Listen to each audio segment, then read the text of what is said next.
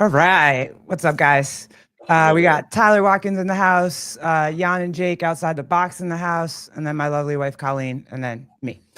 Tyler, I just want to say thank you very, very much for coming on our small stage podcast and hanging out with us. Cheers, I guys. appreciate you Cheers. Drinks up.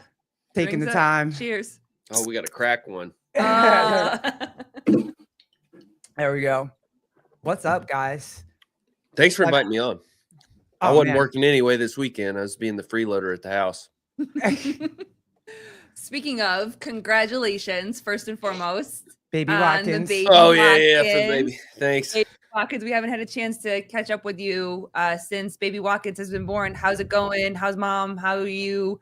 How different is it? How awesome is it? Give us the tea. It's as different. You can't imagine how different your life is you can't, there's no mental preparation you can do for it. It's just like, I shouldn't say shit because my wife's probably way more sleep deprived than I am, but like, I didn't know that I could operate at this level. And that's what's impressive about it. You're just like, oh, I feel like shit all the time. The men are more tired than the women, let's be honest.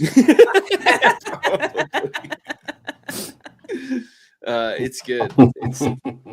There's like the two things I come away with. It's like they're polar opposites. I have more grace for people because I used to think like, why is no one getting any fucking thing done ever?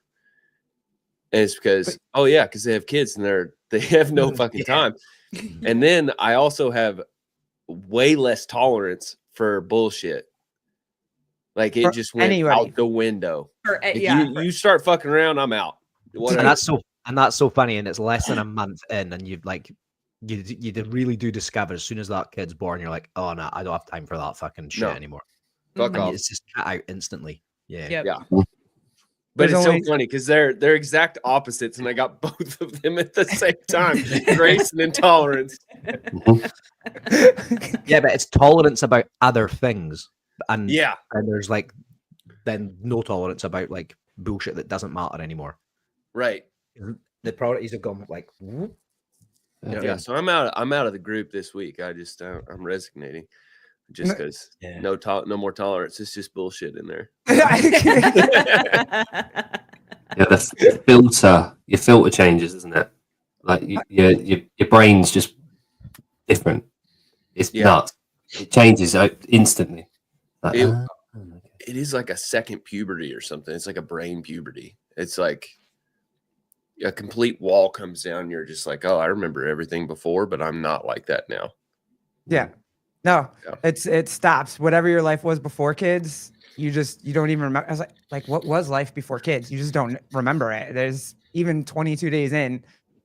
How was your wife when you went to Syndicate? Did she have people there helping? Yeah, we have a brother and sister-in-law who live in town. Her sister, her twin sister, and so they were around to help a little bit. I was, in contact as much as I could be. I mean, it was tough. Like he was 10 days old when I went down to Syndicate, and we had talked about it like 6 months out. I was like, when we heard that we were going to get the opportunity, I was like, Jeanette, we've been working for this for 4 years. I was like, I can't miss this.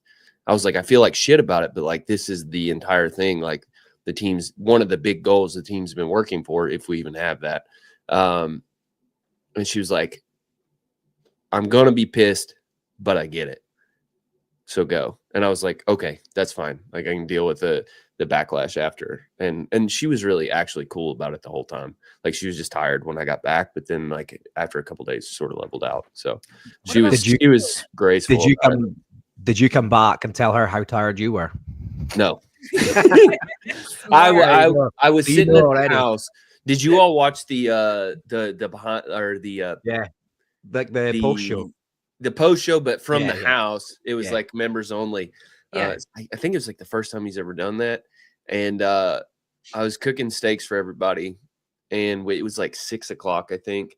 And I was just sitting there, and she was like, "Stay. I don't want you tired driving home." Because we were up I was up with Susan or Bill every night talking about what the fuck ever. And then we'd get up at 6 or 7 the next morning. We did that for like 5 days straight. And I was like, I really want to sleep. And she's like, stay, it's fine. And then I texted her after cooking steaks for everybody. And I was like, I'm home. I'm coming home. I couldn't fucking do it. I couldn't leave her here. And so I was tired of shit. And I just like ate it and got up the next morning and started helping take care of stuff. Got home. How did you feel the days leading up leaving? Because I know you guys talked about it 6 months out. Like, this is big for you. You guys have worked so hard. You and the team have worked so hard for something like this. And you knew you were going. But how were you personally feeling with those days leading up to it? Like, did you start to feel the guilt? Did you start to feel like, oh, I don't want to go? My wife, my kids home. Like, did you have any of those feelings? Yeah. Like, I knew it was going to suck. Well, so he was a week late. And so if it had been one more week, which there was a moment where I was like, he's going to fucking wait forever, I was not going to go. Yeah. And that was a real choice I was going to have to make. And I was like telling Susan all the time, I was like, dude, if I have to bail, I'm fucking really sorry. He's like, no, don't be sorry. But I was like, we've been prepping for this for 4 months. Like, I can't, the pressure that I feel like I have to deliver. And then he was born a week late, which gave us a little time. We were home, everything was good. And so a couple days out, I was like, are you sure that you're good with this? And she was like, yeah. I still felt really guilty about it, but he's not going to know that I was at Syndicate for 5 days, 10 days after he was born when he's 15 or whatever. I mean, he might. He might. All your friends are going to tell him that. All of us, like, everybody around me, like, your dad left you, right? Yeah. Right when you popped out. He left you to do a podcast from a trash can in the middle of Knoxville. Which was so good, by the way. It was awesome. I've always wondered this too. How was and Jake and Jan, feel free to like shut me up at any point in time. I'll jump in. But how was it, speaking of the behind the scenes that you just mentioned, being back in the house with a girl in the group? Like, not just wives, like, who know who you are and how you operate when you're in said house. Did Jenny just jump right in? Jenny, Was there less farting? No, I doubt it. by far no. It would Probably never more, slow. right, Tyler? Yeah. Probably more. At least not from Sevon, maybe from some of the other guys, but no, I would say the flatulence was at peak levels. Jenny didn't stay in, like, she had her own like hotel room, but she was at the house a lot. But it was business as usual. Like, we were rowdy just as ever. It was a little bit more weird, honestly. Maybe I should or shouldn't say this, but McKellar, who some of you may know, is Point and Shoot Media. Yeah. Films for me with Heat One, but then filmed for the group a lot that weekend. And then Barkley was in the house. And then Brad Asaraf was in the house. So it was like we'd not really had anybody outside of like the main crew in the house with us. So that was like Taylor and I we butted heads a little bit about that, but they vibed awesome. Brad was fucking incredible. I don't think he ever stopped working the entire time. McKellar, same way. And then Barkley was like huge while we were at the venue. So it settled out pretty easy by Friday. Everybody was flowing. So Is that Brad, like, of Who Is Brad fame? The chat, everybody in the chat goes, who's Brad? Who's Brad? Yeah, that's who's Brad. Okay. I call him Black Brad because he's so black, Yeah. He's really not as black as I am. He's about as black as Colleen. I was saying he's probably closer to me, right? That's more closer to me. Well, you are black now with the ginger thing. Yeah. Oh, yeah. I heard. Did I tell you guys the story how a friend of mine came up to me and told me, like, welcome, I'm so glad that you're here officially. And I was like, what are you talking about? Because I thought she said the gender thing, not the ginger thing. Mm-hmm. So I was like, what the fuck is going on with gender now? Like, there's so many things that go on with gender. She's like, no, the ginger. She grabs my hair. I was like, oh yeah, what's up, girl? We here. Like, it was funny. It was really funny. Oh, hey, Kippen, where's your run video, mate? Where's that at? Mm-hmm. A little behind the scenes. Bullshit. When you guys were getting ready for Syndicate, did you guys all plan out like this was your job, this was Suze's job, this was Sev's job, like for everybody? And if you did, how much of that initial plan stayed and how much of that shit went out the window and everyone just kind of filled in where they needed to fill in? Yeah. So I would say 3 months out, we were having calls with Wilson once a week.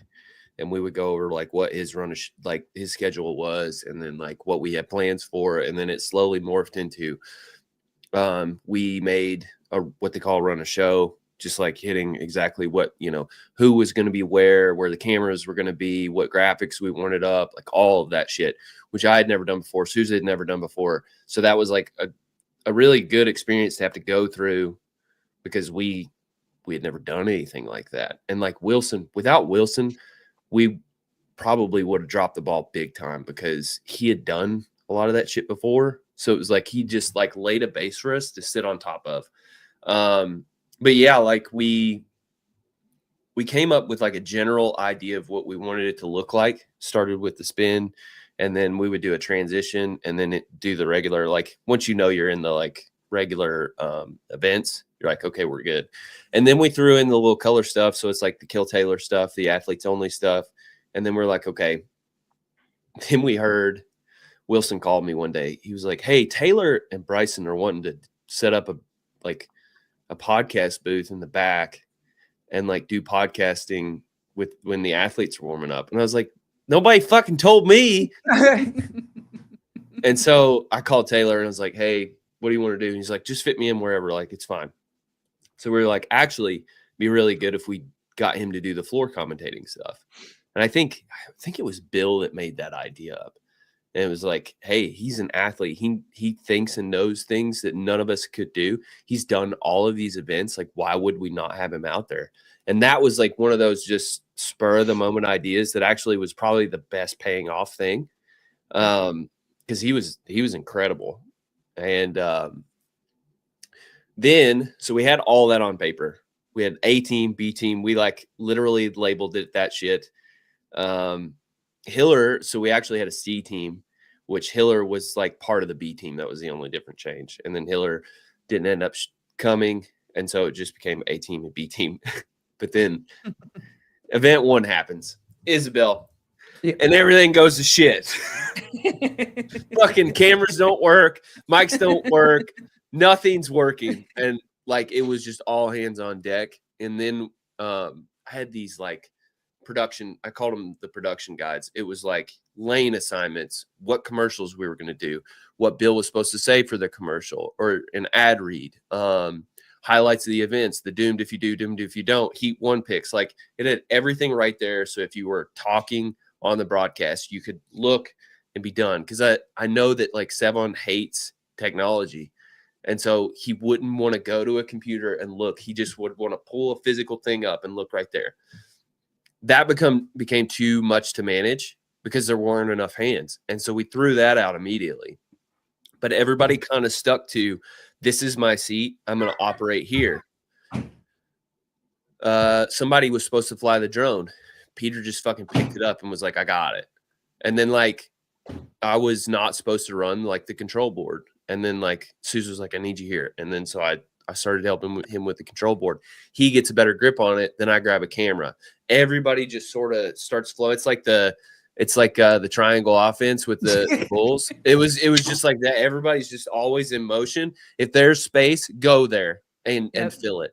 And so that's the great thing about our group. And the thing that Wilson like really struggled with, because he's very regimented, like planned everything to a T. And we were trying to tell him, it's like, I understand why that works for you. This group is totally different. Like, we all have technical skills. We all know where we can play, where we can't play, and we just fill space and try to create where we can. And so he gave us the room to do that. And that was huge. So we could be us. That was the big thing. Sorry, that was a long spiel. That was cool. Go back to what you were saying about Taylor wanting to have the podcast and stuff in the back with the warm-up area. And then CrossFit pulled up this one, like the horse race and stuff. And they also do F1. I think you must have read that, Jake, did you? That would be cool to see at events. like someone live going around, like pulling coaches aside, pulling like, obviously you don't want to disturb the athletes while they're warming up for an event, but actually while it's like streaming live, like pulling people aside and like getting those like candid Well, kind of moments The live would be cool. Like, F1 thing, it's part of the contract. yeah, it is. Yeah, They have to do it, prioritize the yeah. media team that walk around. Yeah. They have to talk to them. They're not allowed not to. Really gay up there. I can't turn Jake down because Jake is swallowing his microphone, so there's nothing I can. Is it better to talk back here? That's Yeah, bad. there you go. That's it. You were like in it. Like in it. Part of the plan was to do that, Jan. Was it? Yeah, so we called it like Taylor on the floor and Taylor in the warm-up area. I think we just called it overall like Taylor on the floor. But in the early heats, he was supposed to be in the background. And then the B team, you know, in the off moments would flash back to him, hey, what's going on? Like, what do we see? What are you hearing? What are you seeing? And in testing on that Thursday, it worked great. Like our camera ranges were perfect.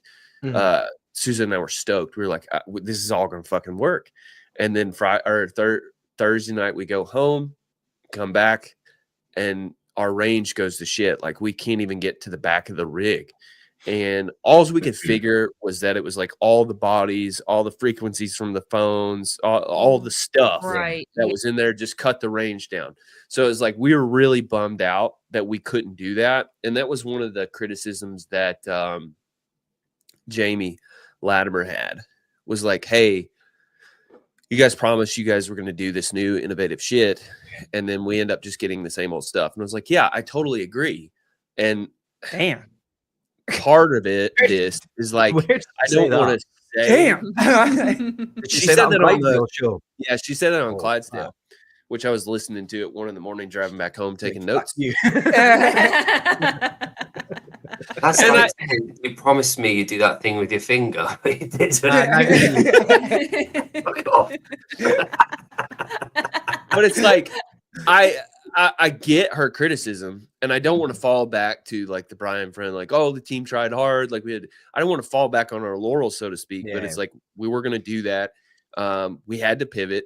And then she was mad because she was like, you guys did the same old shit. And it's like, for a team that had no fucking idea what it was doing, didn't get paid for it, and your fallback position is what CrossFit has done in the past, fucking okay. Like, pretty good. Well, I mean, that was what I was pissed about. Yeah, I mean, you just explaining it, you're like, okay, well, we need somebody here. That takes one person. So if Sousa's on this, that's one shift. So he's done. He's got no other wiggle room. He cannot go anywhere. He must stay at the station. You were supposed to be here, here, and here, because these three stations were a little bit easier to flow. Then he said, no, I need you next to me. So now you two can't move. So that takes away the three stations that you were going to be on. So now from two people, you've got three extra jobs that aren't even able to be done. So then you have someone come in and do this job, and then you have someone go do this job. But if you move this one from that job, then you're losing. If Taylor's supposed to be on the floor, but now he's holding cameras, and then he has to prepare himself for Kill Taylor. Like, I think that what people don't understand, what maybe even we didn't understand as fans, is that it does really take a team. And as big as you guys seem, you're a very small team to be able to. Oh, that wasn't even planned. I didn't even see it. It was planned. I put the t-shirt on for this show. And Tyler, what are you going to do with all the thousands that you earn doing it? I guess pay back the bank. Yeah, nothing. The thousands that we owe. That was the thing too. Like, I looked around, and I'm always reminded this at every CrossFit competition I go to. And I don't know if this is a good thing or a bad thing, but you look around, and I was like, I wonder how many thousands of dollars is spent on people who are here that spent their own money. So like the venue, like Wilson running the event alone has his own expense, right? Yeah. The actual, just the regular ass event. And then you have our entire team who funded themselves to be there. A lot of the judges paid to be there. You know, coaches, different things like that. How much money was invested just to make this fucking thing a thing? And it's like, I want there to be big money in the sport, but then that doesn't get talked about enough. About like, it seems like I'm trying to work through this thought live. Like, we're almost pushing, all of us, like the community, the CrossFitters are pushing CrossFit despite CrossFit getting Well in the way. corrected. Huh? Well corrected. Yeah. The CrossFitters are pushing this thing forward despite CrossFit itself. And we spend all this time, like, I'm going to bash on Brooke right now, and I don't really want to. Like, 1 point something million followers, doesn't make a post. So none of her fans come. And it's like, we're spending all of our attention talking about these athletes who are actually making money, because we think those are the ones who are making this work. And it's like, I look at somebody like the Grant and Mason, or some of the lower level athletes who are like, they're just stoked to be there, and there's this fire in them. And I'm like, we're talking about the wrong shit. Like, we're so focused on Brooke, and I was like, she doesn't even give a fuck. Why are we paying attention to her? And I was like, yeah, like, put the camera on her when she does well, but like, the story is with everybody else at that moment, other than when she crosses the finish line. So were you guys maybe thinking that because of the scenario or the situation where she is a big topic in the CrossFit space because of everything that happened, was there this idea that maybe the controversy was going to bring more? Oh, so I said we are focusing. I didn't mean our team. I meant like the media in general, the larger scope of like, we're focusing all these dollars on some of the larger athletes who like are kind of anti-CrossFit at this point. And I don't think Brooke is, but like, there is this weird slidey thing going on, right? Our team, we focused on her when we could. There was a bit of weird back and forth. You know, we're not taking Is she Taylor. CrossFit, or she just is she anti-CrossFit, or is she a little anti you guys? The Brooke scenario is interesting. I don't want to bash on Brooke, because I actually don't think it's her. I told her, great job. I actually have like interacted with her a little bit. I know people who know her. I think she's actually a really good person. I think she is backed by people who don't fucking get it. And they're telling her to do things that are just like totally asinine, and are like hurting her overall brand across like a longer period of time instead of just now.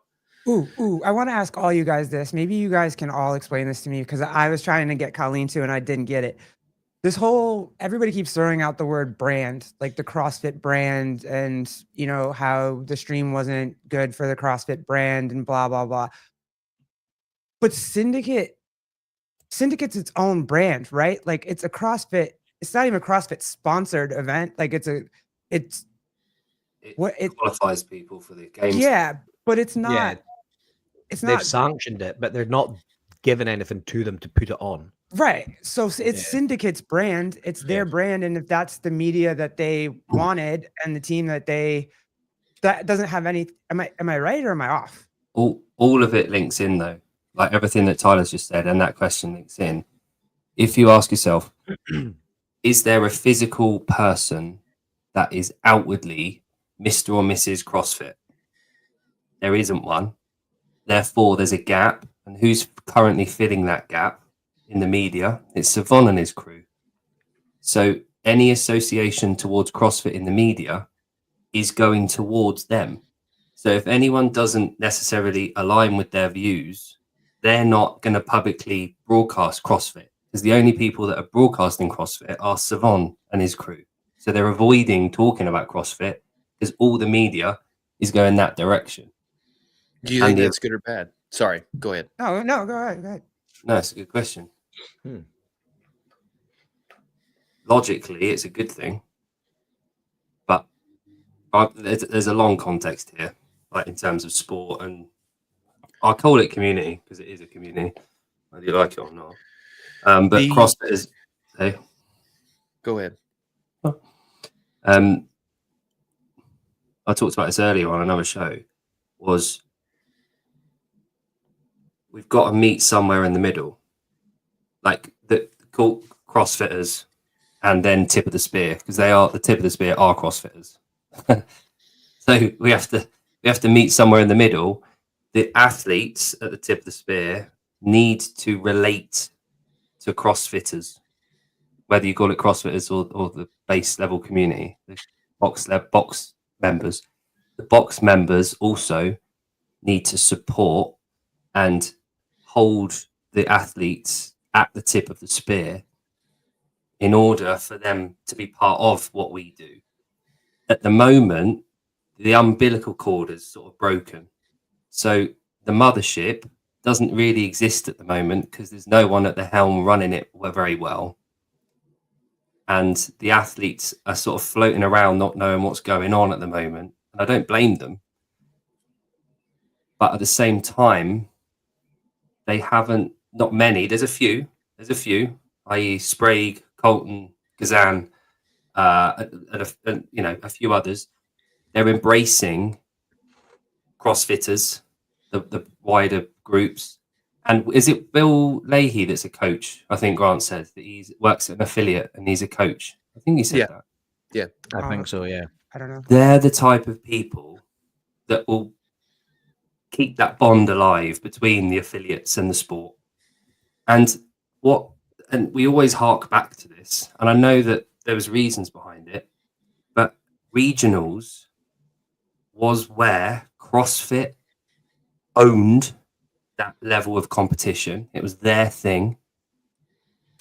The affiliates would fill up the events because it was CrossFit, because it was the brand that you were talking about, Garrett. Yep. We knew that regionals in Berlin in 2015 was a CrossFit event ran by CrossFit. We knew what we were getting. Whereas other events now in Malaga, called the Woodfest or whatever it is, why would anyone go there? Why would I go there? That is Woodfest. I've got no idea what that is. If it was a regionals event ran and operated by CrossFit, I'd be much more likely to go, and the ticket sales would be through the roof. I believe that. So Jake, you're saying that you think that because wasn't there this argument for a while where like competitions wanted to have their own rules. They could run it how they wanted to. They wanted to make it individualized and whatever. But then also like Syndicate and NorCal and whatever get to that level of being able to send people to the games. I mean, JR talked about the fact that he got to program something that's going to send people to the games. What an accomplishment for him.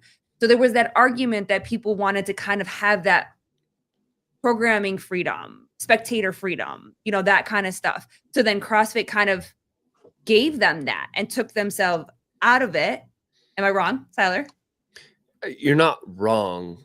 It's just gave them is a generous word. They didn't want to spend money on it anymore. Yeah. Because that's what I was going to say. Because now that they have stepped away, there is no money for these. So people, like you're saying, Tyler, that you guys all are doing this on your own time, on your own dime. So there isn't, it's like if they're going to send people to the CrossFit Games, this is what you guys are all saying. If they're going to send people to the CrossFit Games, why isn't CrossFit investing in these specific events that are sending people to the games?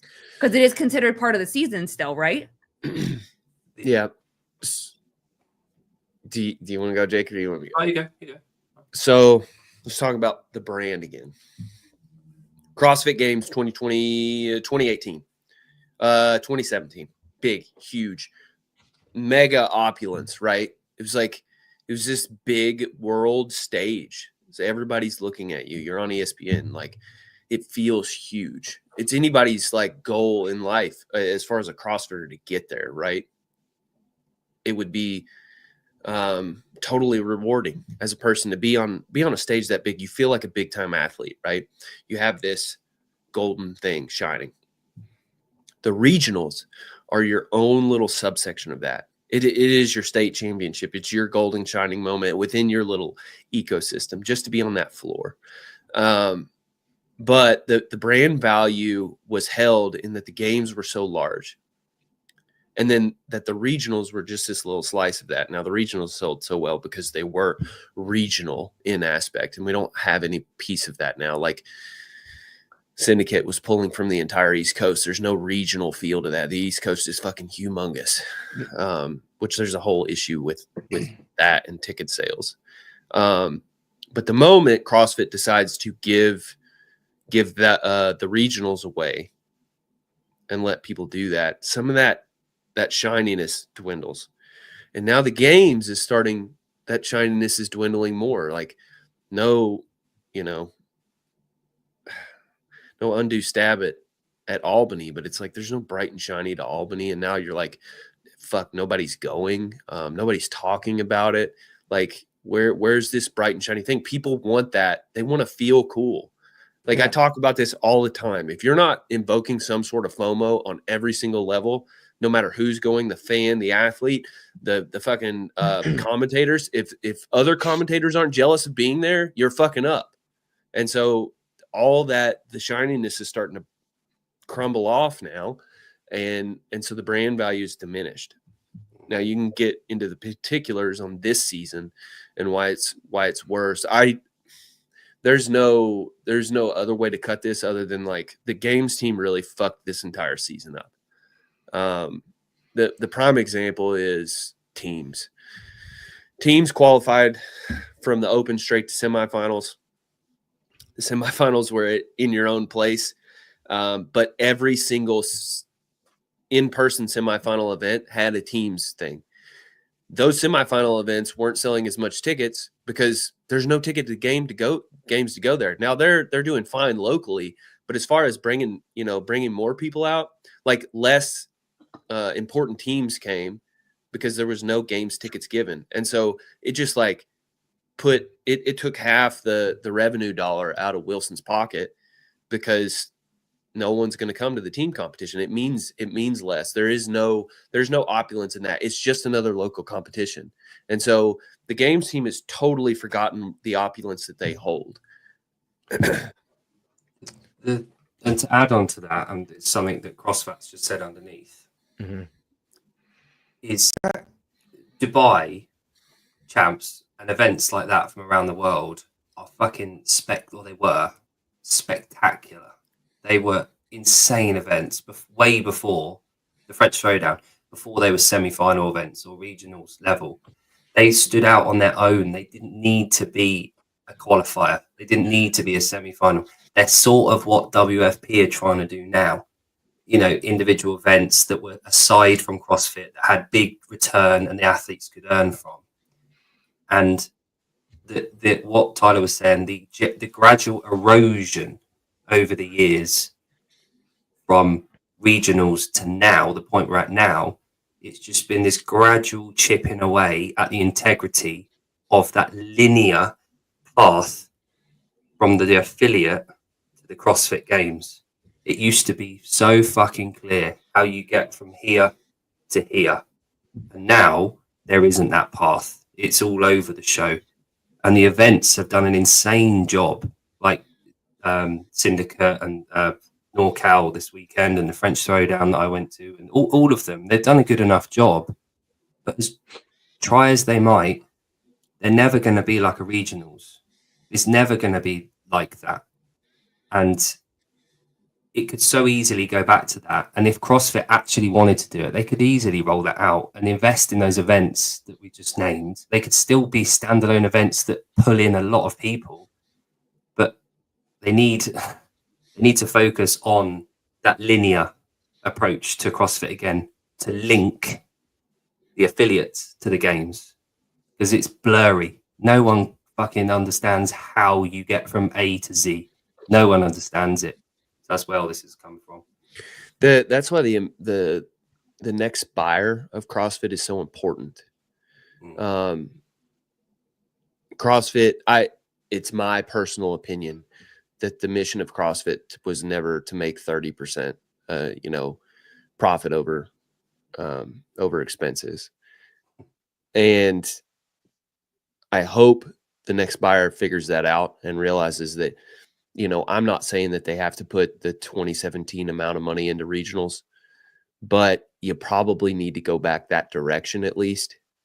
And if we don't get back to there and creating this myth and aura about our competitions, our community, like I think the competitive sphere of all of this is just gonna be lost. I want to go back to the media thing just for a quick second, because I wanted to ask you guys this, but before they got rid of regionals and they got rid of the media team for CrossFit, right? Because every event had pretty much the same broadcast team. You know, they interchanged a little bit, but it was basically the same 4 or 5 people that were the hosts or the on-floor people or whatever. Now all the events have, like, Torian has their own broadcast crew. Syndicate had you guys. Waza had Brian. Like, there's just different broadcast teams doing. I kind of like that because there's a different kind of feel to everybody. You get, you know what I mean? Like, you watch other events, you watch other basketball games, and there's different broadcast crews. There's a different feel. You can watch Peyton and Eli Manning talk about whatever football game you want to watch, or you can listen to the idiots on those screen. Like, you know, I kind of like this way. You know what I mean? Because it is a different feel every single time you watch something. And I think it's cool, but people seem to not like it at all. They just want the old school crew. Is that because we're holding on to regionals days? And we're just, because I watched your entire broadcast all through Syndicate, and it was great. And the only thing I think that we were like, oh, people probably didn't like what you guys did post show, like, because you just sat in the arena and it wasn't a separate, you know what I mean? You did it from We didn't go to the house. Yeah. Looking back, we probably should have gone to the house. And I think that if that wasn't there, nobody would have said anything about it. I think it was just like the last 30 to 45 minutes of every show when everybody was wrapping up. I mean, I like it. It was fun for me. But I'm a fan. I'm going to piss myself. I'll be right back. Yeah. Too much Pepsi. Oh, no. Go back to what Grant was saying, Jake. Like CrossFit's like popping overseas. Do you think the American audience is just burnt out with everything that, like, nearly 20 years of it, that there's been no consistency over the last 5 or 6 years? So I think you know my opinion on, well, we've talked privately as well about this as well. But so it's such a big conversation to have, and I'll wait till Tyler's back to go into it properly because I want to hear his point of view. But yeah, it is popping, as Grant says. I mean, doesn't like to write his G. I couldn't saying it. Fuck's the thing is. But it always was. It just because of the lack of focus on the US side of things now. Historically, now it's getting a lot more attention for whatever reason, and the media and everything like that. So Tyler, we're just talking about Grant. I'm not going to repeat his word that he said, but he said about it. CrossFit is booming overseas. Booming overseas. Booming. So my take on this, and I'm pretty sure Jon agrees with me on this, is that if CrossFit want to grow both the sport and get the 30 million people into the gyms like they say they do, unfortunately, they have to think globally. Mm-hmm. It's easy win. If you want pure numbers, you're going to have to go global. Now, on top of that, we've had a bit of a conversation recently about the sport and about it being a global thing, and the way in which global sports operate are very different to American sports. So they run in leagues and they run annually and they travel and they tour and they do this, that, and the other. And there's no national identity attached to sports.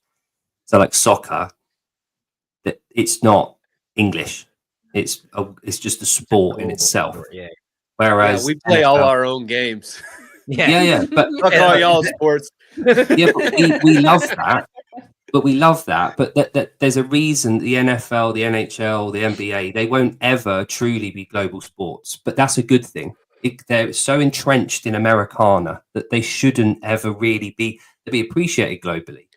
But they're not going to be global sports because you play the national anthem, red, white, and blue, bald eagle flying over, one of those fucking aeroplanes shooting bullets at trees every game, and that's cool. That's the identity of those sports, and I would hate to ever think of them not being part of it.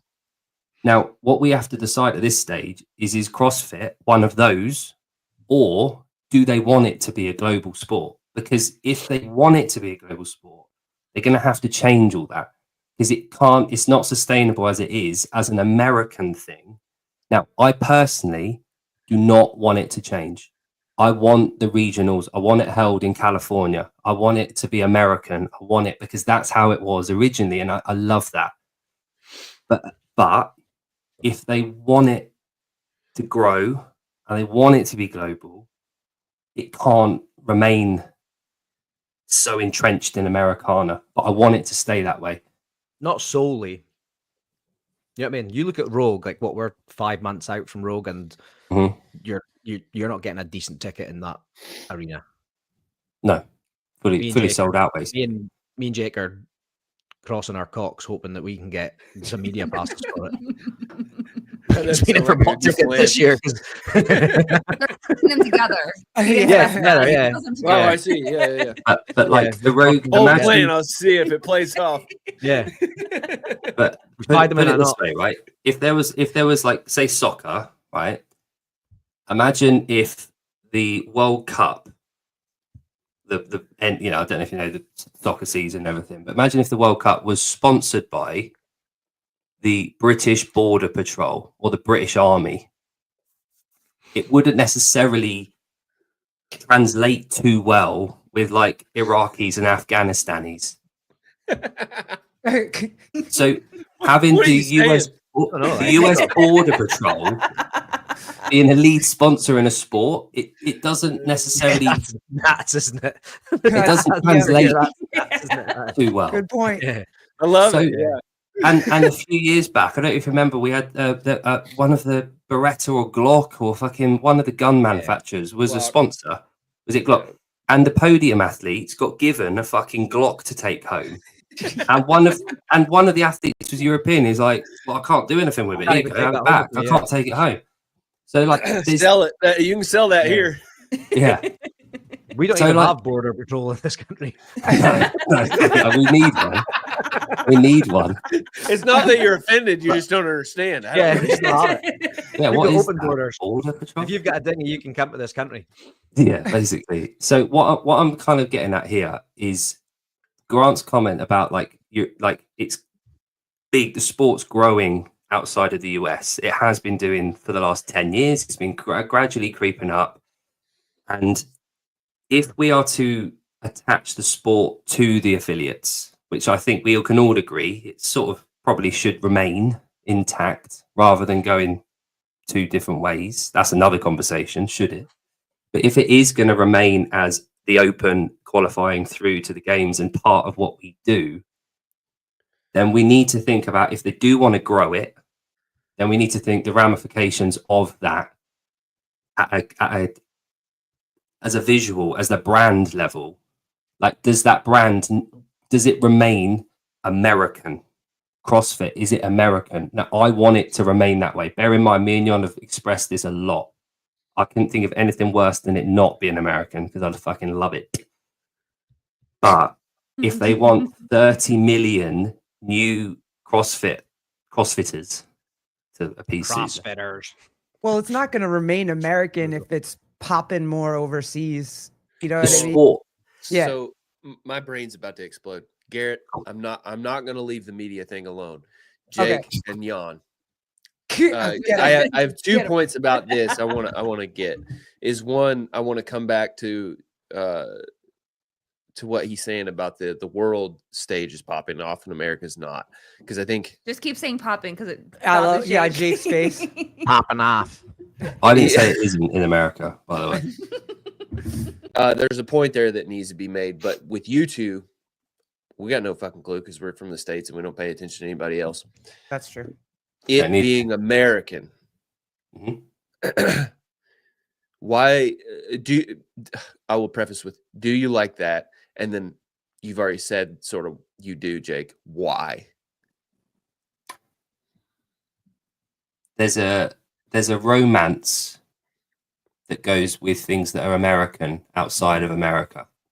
So Hollywood, Michael Jordan, fucking everything that comes out of the moon landing, fucking everything, right? Backstreet Boys. Yeah, and NSYNC. Backstreet Boys. Right. So even fucking Michael Jackson, right? So imagine all the exports that come out of America. Yeah, WWF, the prime example, right? Every Monday Night Raw aired on a Friday night in the UK, right? So I used to stay up on a Friday night. It was on at midnight. I used to stay up and I used to fucking love that. It's because the Americans were coming out and they're all fucking jacked. And it was like America and it was like the WWF and all of those things that come out of the US. There's a romance to it. There's like this higher. Can you thing. explain that to us? Because like we just grow. It's like being like, oh, your car is awesome, and it's like I mean, like, yeah, I bought it. It's fine, but like you've always driven it, so you don't realize that it's awesome. America is the ultimate brand.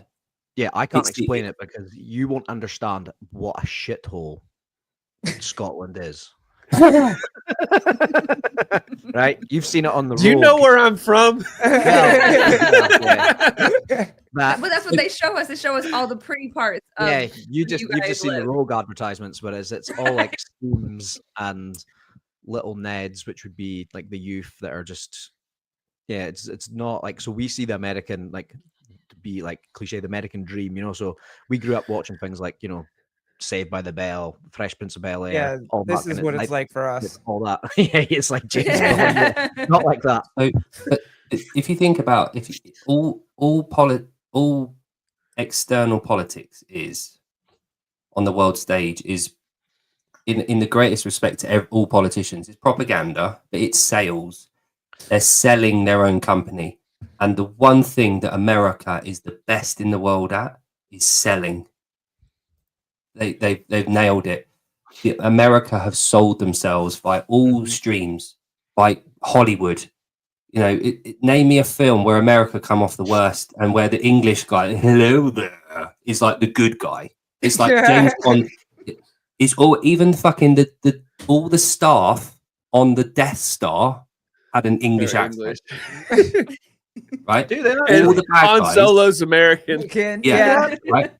So Hollywood has decided to propagate the idea that because of 1776, that the English guys are the bad guys, and that the Americans are always the heroes, which is fine because it's America. I wouldn't expect anything else, right? Yeah, look But at Die Hard. the branding, the Hans Gruber. sales that America have done in media is fucking unmatched. It's unparalleled. It's genius. And everyone outside of America either sees America as this fucking insane, incredible home of the free, red, white, and blue fucking Because of the break. flyovers. Because media told us that was cool. Yo, Europeans love America more than Americans love America right now. Some. Yeah. Yeah. But you're telling me how we got there, and I appreciate that. But I mean, like, you know, you're being sold that, Jake. You know, and like I know that, like, it's still fucking cool on the 4th of July that it's like, yeah, we're the fucking best. Like, that's still great for us. But what I can't understand is when you stroll across, you know, some store and Michael Jordan's on the front, and you're like, yeah, that there's like an American piece to that, or jeans, or whatever the fuck you guys like want. Like, why you're like, yeah, I know I'm being sold this, but I don't fucking care. America's that cool. That has definitely changed as I've become an adult. Like, as a kid, I was hook, line, and sinker. It was like, Sure. you know. That's because When were you guys born? 85. Oh boy, you guys were fucking peak. Yeah, so we were in it with like NBA, I was NBA gonna say, he's Street, gonna say it. NBA Jam, Michael Jordan, Space Jam, like all that. Yeah. Yeah. So like, and again, like, I'm 40, and we're all other than like, how old are you, Tyler? 33. only- So I'm 90. about Right, 38. So, yeah, Oh, so baby? Yeah, I'm not the Tyler's baby. Tyler's the baby. He's Yeah. the baby in the room. but like I got my first. When did smartphones come out? Like 2006, 6, 7, 7, 8? yeah. So like I was 21 when smartphones came out. So I had this whole half of my life where I didn't have access to the like on my phone, the internet and social media and shit. So the only media that I saw growing up was It's the TV. telly, was TV and magazines. And everything in that was all pro America. It was everything was pro. Even on the news, it was all the wars that were going on. So what the first Iraqi war, it was all the US and the UK are freedom fighters in the Middle East, and it's propaganda, and everything like that. And it was the Allies. But going back to the original question about CrossFit. So that maybe it's different. Maybe people that are young, maybe people that are like 20, 25 around Europe and have had access to smartphones and have a different take. And the athletes now are obviously younger than I am. They're all 20 to 30. Maybe they've got a different spin on it and they're taking, they haven't bought into that Americana. I don't know. Our 20 and 25-year-olds haven't bought into America. That's what's happening Yeah. right now. Is that generation? Like that's. I would push back. I think it depends on where you are in the States. Because around here, it's. I would say in the South, it's very different. There's a doubling down on us being us. Oh, that's And good. Okay. I think it does have to do with where you grow up politically, as much as that sucks to say. And I will Sorry, say, Kenneth, we're in New York. My bad. I'm sorry. I Yeah, can't. we've I can't got Odd project New York we've got onto the Odd world. in our group chat, and it's where she's from and fuck you and fuck everything else. Yeah. Isn't it?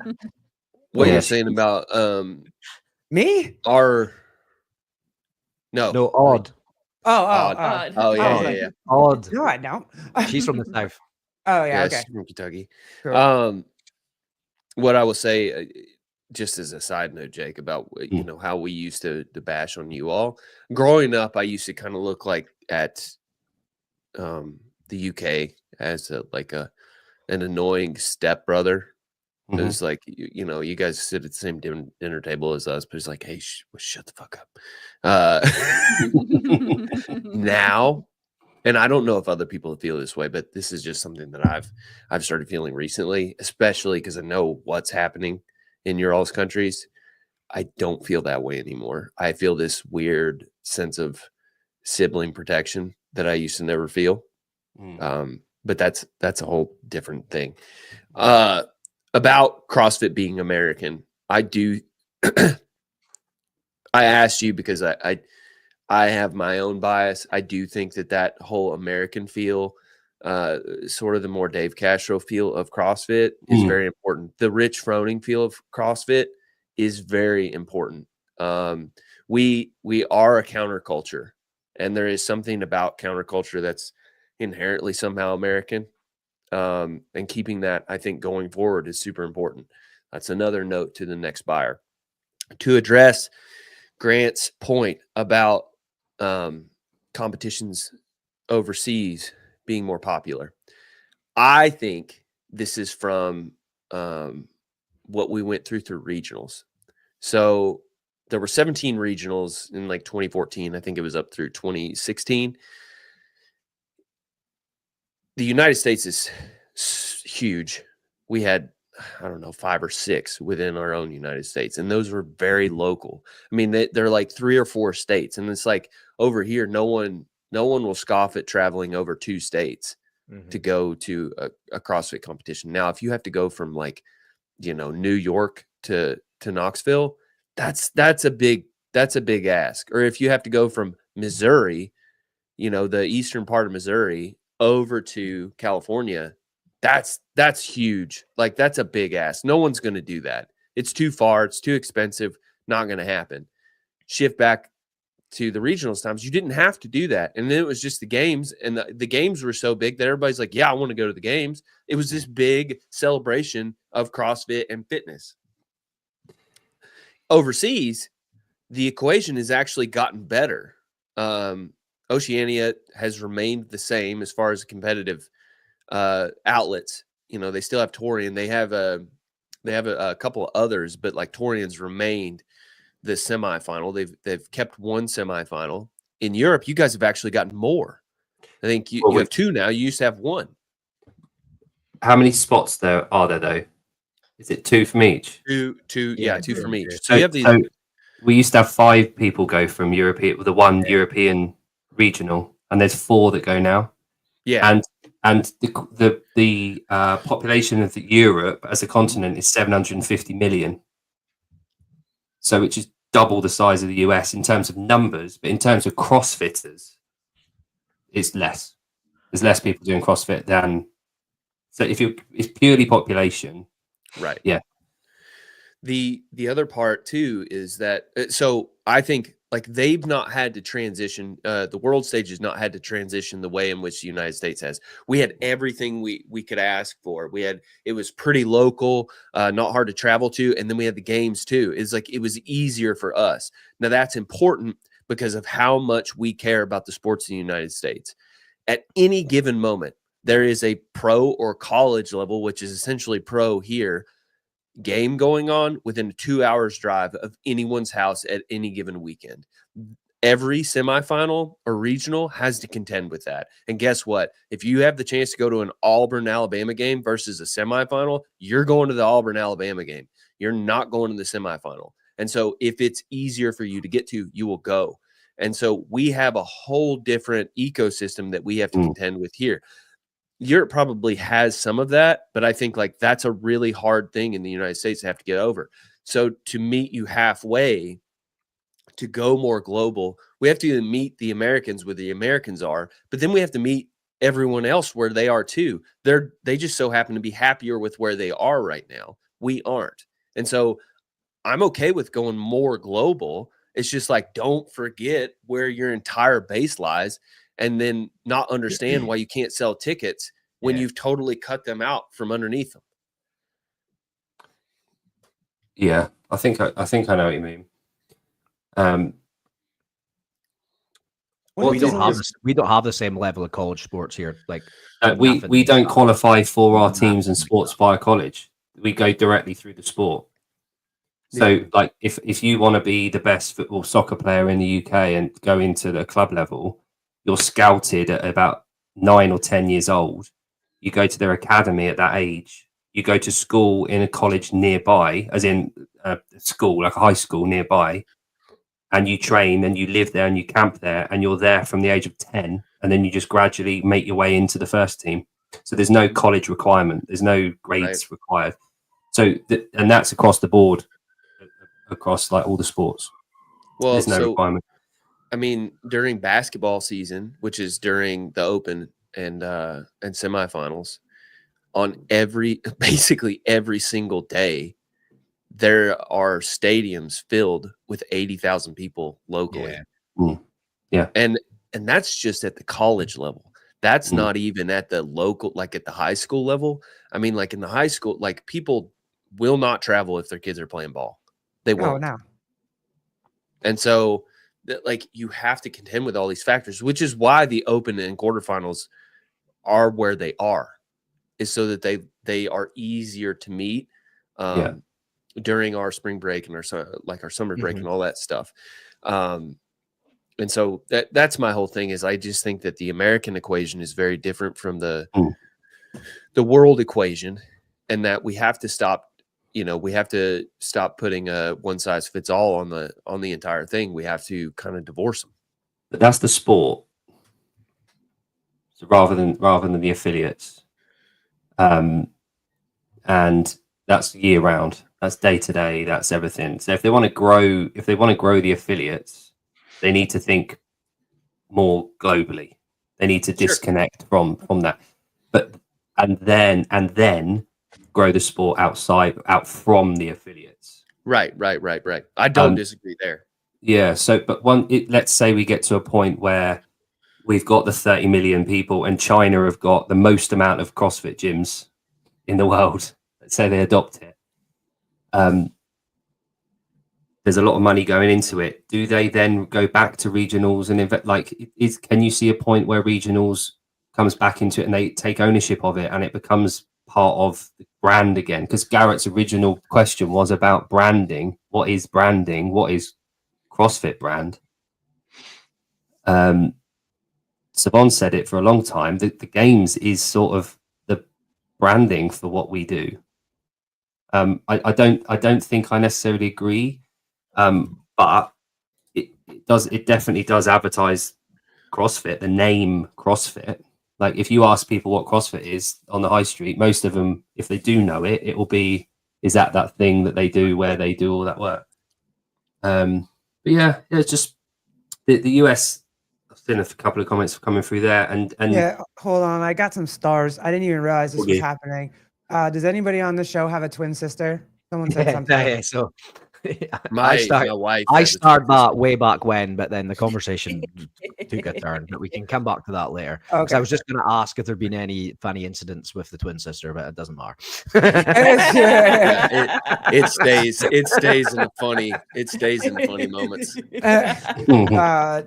The original Steve Miller, no choices overseas. You guys covered that, right? I didn't know what he meant by that. Yeah, I seen guys go up, so I started because I just thought there's some cracking options overseas that they could host the games. That's the other, And people you're starring stuff. What does that even mean? How did you even know how to do that? Because we run our own show. Do you know, they're professionals. Shit, I guess that's why we brought them over here. Yeah. So we talked about this a little while ago, and Judy's in the chat, and her husband, Dr. Reed, he made a really good suggestion a few weeks ago on a show where we were talking about this again and about the games and location. It was when Albany was being slated and this, that, and the other. I don't fucking know Albany from Alabama, right? I know one's a city and one's a state. But good. Yeah, I'm not a complete divvy. Yeah.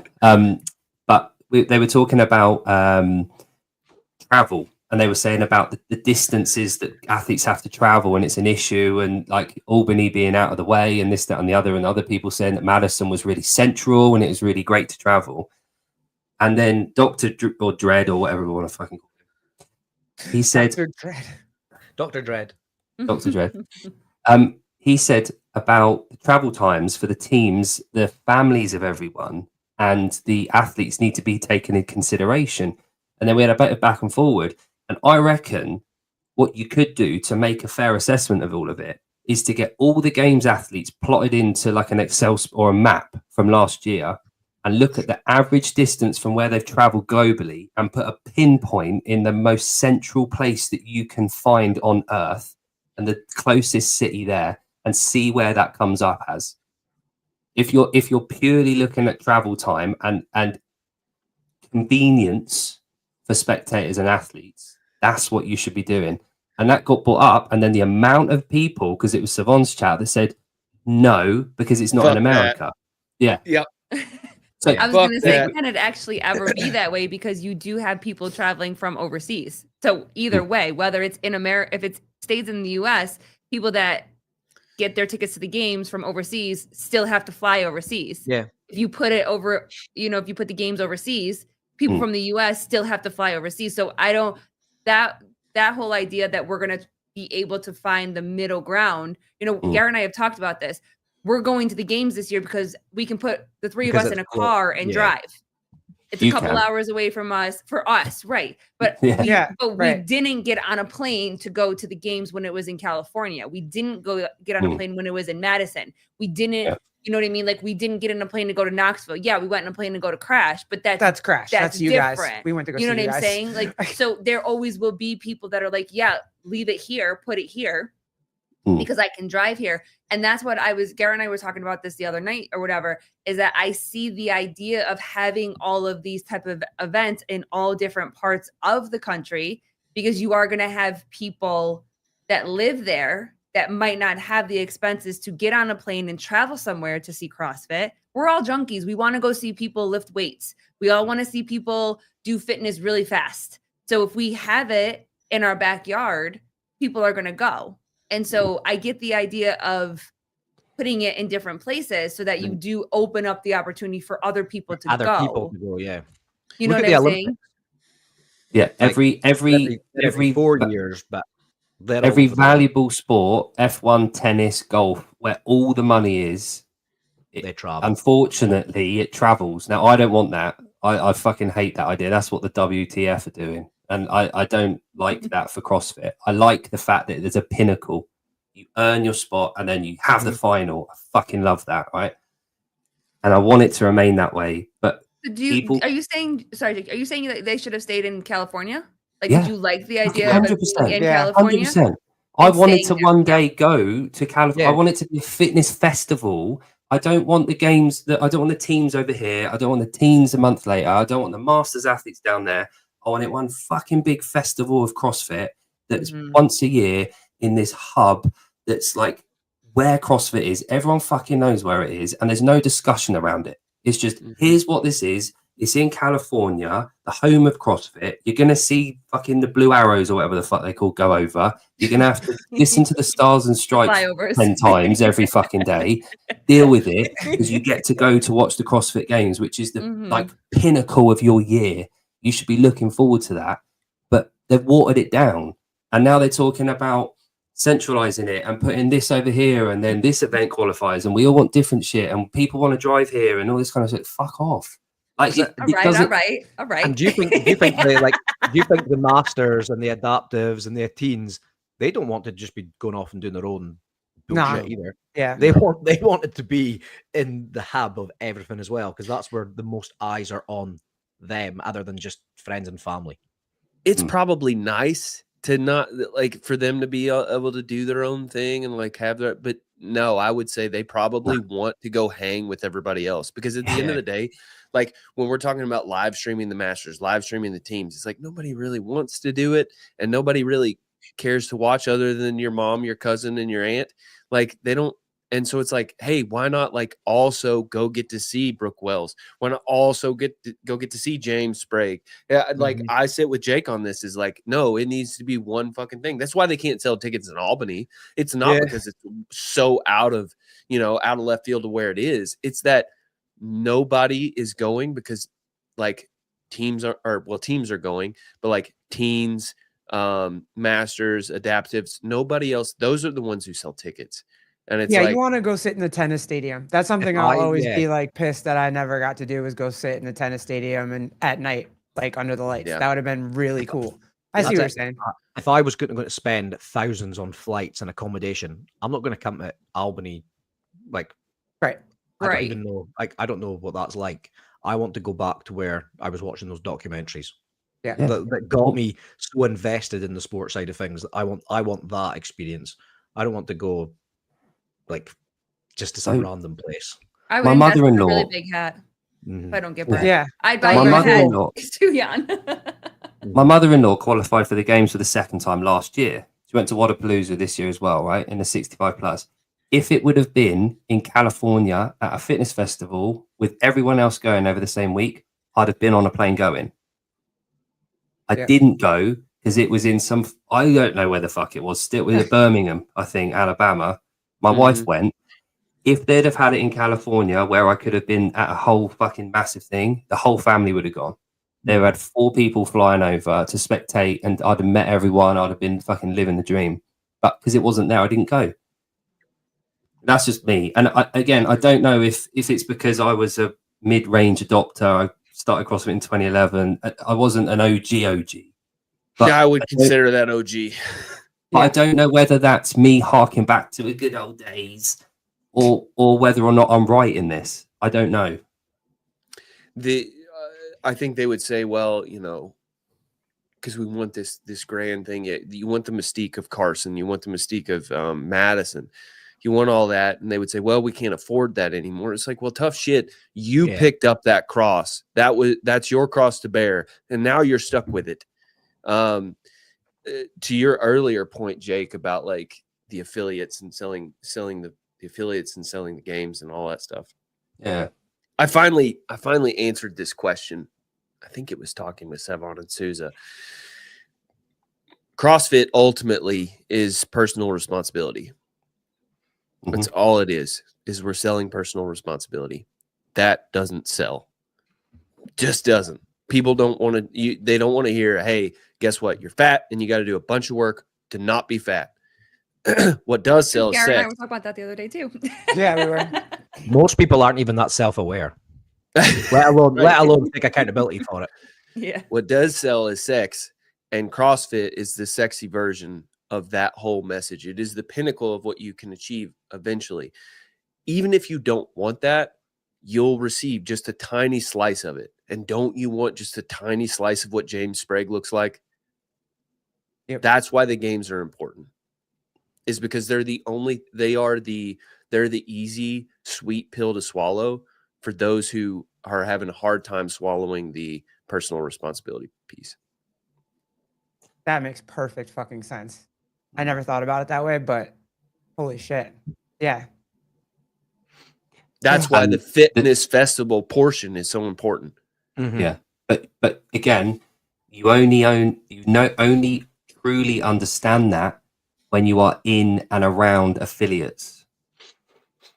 Yeah, you don't understand that if you're an individual training in open gym and never interacting or coaching with people, which is why the Fronins, the Spielers, the Kalipas, the fucking all the OGs like Annie Sakamoto, all of the OG games athletes who were L1 staff seminar staff. Sorry, it's really fucking late here. Seminar staff. He's been on like 6 podcasts today too. I think this is his fifth. Me and Garrett and Yon and Colleen were on 12 hours ago, like on the show. Well, you three were on the first show without me. I slept. Yeah. but they related to everyone, and therefore everyone related to them. And the thing that Sprague has is that he's sort of a champion of the people. His dad, he talked that story that he talked about is his dad bringing him to the gym and him coming through, and his, it's beautiful. There's CrossFit legacy there.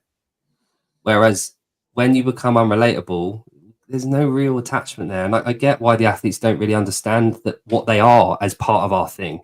They don't know what they are to us. Their version of what they are is different from what they are for us. Yeah, I was. This actually goes back to Brooke. I got in a little bit of a spat with the guy who owns While on Earth, which I think either manages or semi-manages Brooke, the shoe company While on Earth. And he was going at Jenny in the comments saying her take was bad. And I pointed out to him, I was like, hey, I don't know if you realize this, but your athletes are becoming unrelatable. And in CrossFit, that's like in other sports, like I don't want to relate to Michael Jordan. I want him to be so untouchable that like I can just aspire. I'm inspired, but by the fact that he's so much higher than all of us. But with CrossFitters, it's that you worked past all of this, health stuff, and you became this super athlete, even though she was an athlete. You want to have a line from where you are to where they are as CrossFitters, and they're becoming untouchable in a sense that it's like Brooke's no longer relatable as a character, and yeah, that him and I went back and forth about that, and I don't think he picked that whole vibe up, but it's like, yeah, that I don't know that CrossFit can ever get to a point where we have a Michael Jordan who is so larger than life that it's unrelatable. I don't think it's part of the storyline. I don't think it can be. Matt Frazier was unrelatable. I was going to say, like, yeah, what about Tia. like yeah, Tia. He's 5'4". I think he's relatable. It doesn't matter. By his third win, with how dominant he was winning, and just like the look on his face all the time, there was nothing warm and fuzzy. Fair, but I he's think in he that sphere was too. like Yeah. was like a Michael Jordan type. Yeah, type that's what I'm character. saying. Yeah, he's Just the unrelatable. He created those enemies in his head, and he was doing all that. And then Well- Tia, she's actually in the affiliate, and she's got people around her that probably keep That's her true. That's way more different. Ah. way more grounded than probably any of that. Like, well, not any of the other elites, but for someone that her stature. But Michael Jordan can't train for what he does alongside people at a local club. No, Yeah. I get Yeah, it. he can't nip down to the what do you call it, the Y, and just shoot hoops with just Yeah. 5 other random dudes that are just there. Whereas Fraser could have been training in affiliates did. for what he does. Yeah. He used And to Tier take 2 himself meet off can. the side, didn't he? He's Yeah. too short. Kev's too short. So do you think that that's kind of what Greg was saying and why he cut everything that he cut? Kind of to go back to what Tyler is saying, like he was part of the creation of something that made everything so shiny. Everything was so flashy. It was so shiny. It was so well done. It wasn't the backyard barbecue anymore. It wasn't Carson. It wasn't down and dirty and grunt and all of this type of stuff that we talk about CrossFit and what that is. It is, we're all sweating together. We're all going through the same bullshit. We're fighting through the same thing. Even when we leave the door and we all go 15 different directions, we can come into the gym, we can sweat together. Everybody is there with each other, supporting each other. Do you think that that's what happened with Greg? Because he created such a platform. He was part of the creation of creating a platform where now these athletes want this to be a full-time career. They want this to be a full-time job. They want this to be bigger, but there's no more roots in the affiliates like you guys are talking about. They're all at these camps. They're not, you have some of these athletes that you find, like the ones that we don't know their names so much. You're starting to hear those stories that some of these guys are just going to the 5 a.m. class and they're making it back to the semis or the regionals or whatever we call them now. Those are the stories that we like to listen to, kind of what you guys are saying. So do you feel that that might have been why Greg was like, I don't want to do this anymore. It's too flashy. It's too shiny. We're unrelatable. Look, you saw that So big eye roll. I know. I mean, so We're unrelatable. So is it more important? Is it more important for the flashy, the shiny, the thing that we all love to see? It's professional and whatever. Or is it more relatable? Do we want to relate to the athletes? Because it kind of sounds like that we're trying to fight two different things. Is there a middle ground? I think the reason he cut the games is because it became a revenue monster. It was eating up all of their resources. And a lot of that was his fault. But I don't think that it wasn't worth it. And so I think he was trying to solve a problem using the wrong vector. So he talked about this on a recent show, like he was talking about BMX, and you watch guys on motorcycles and it's like, okay, you watch them do a triple backflip and the first time it's cool. Or he was using the example of skateboarding. He was like, back in the day when they were just, spinning around on the ground, he was like, it's really relatable. Like you can watch somebody do that and be like, I could probably figure that out if I, skateboarded for a year or something. And then he was like, then you start watching Tony Hawk and he's doing like complex gymnastics through the air with a skateboard. It's like, that's really cool. But like, I can't relate, right? It's so out of reach. You're just like, I can't do that.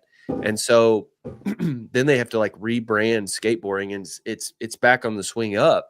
But I think it's a similar problem for us where some of these games events you watch and you're just like, what? Like, even as me as a CrossFitter, I'm like, this is a stretch to understand what this even is, or, how it's relatable to me who goes to a gym every day.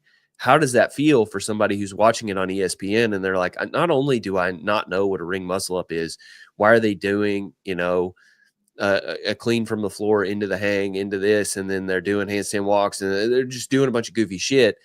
I've always thought that like the games, we test for fitness leading up to the games, but the games should be broadly identifiable to people who are at home that these events are fitness related. That's what's cool about the Capitol. The Capitol is like a really good, anybody can look at that and you have to be really fit to do it. You're just carrying shit. You're just running a long distance. You're flipping this thing. That's it. And it's like, okay, I understand why you have to be fit to do that. If you look at an event and your grandmother at home doesn't understand why that's fitness, get rid of the fucking event at the games, not talking about semifinals. Just do a high rocks then. Yeah. It can be one event. It should have been one event at the games this year. So- The issue is not the games or CrossFit. The issue are the athletes who think they are bigger than they are. But my question is do they believe that they're bigger than they are because of the platform that was, or the red carpet that was laid out for them? I'm not saying don't take accountability for part of that. I'm not saying it's all CrossFit's job or all CrossFit's fault or the game's fault or whatever. But there has been this red carpet kind of laid out of like, you can make this a professional career. All of these sponsors are putting all of this money into these athletes now. And it's not so much, and again, I'm speaking out of turn because I'm not an athlete, but what it seems like is that some of them are just in it for what their contracts with their sponsors say, that they have to do this, they have to do this. Yeah, it's the people that they're surrounding themselves with. Exactly. Like, you have to do all of these things versus where it used to be was fighting for the title of fittest on earth. It's a natural, it seems like the natural progression of events, right? Sport starts small, everybody's scrambling for money. Sport grows, a couple people start getting paid. Sport gets huge. Rich Froning can retire from everything else he's doing because he can pay for this just from this. So everybody else starts looking around. It's like, well, if Rich is doing it, I can do it too. And like, the games and the money that was going into the games made that possible. Mm-hmm. That was all hyperinflated because Greg was giving so much money to the competitive sphere, right? Now that money's all been pulled out. Everybody's getting pissed because then they tried to do that as the money falls out. I don't think that we would have ever gotten there.